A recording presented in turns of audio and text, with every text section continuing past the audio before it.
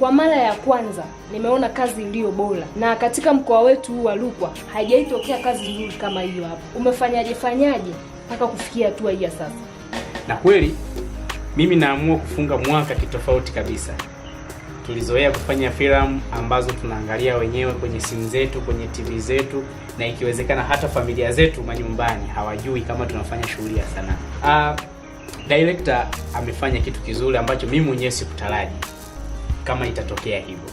Mimi mwenyewe binafsi niliandaa kawaida, lakini nilipokutana na director anayejua, anayeweza, ambaye yuko level za juu na anajua protocol zote za sanaa, akanielekeza namna ya kufanya, na kweli chuma imekaa. Lakini pia kama ilivyokushtua wewe, yani mimi mwenyewe binafsi kama msanii imenishtua, kwa sababu hivi vitu hatukuvizoea ndani ya mkoa wetu, mkoa wa Rukwa.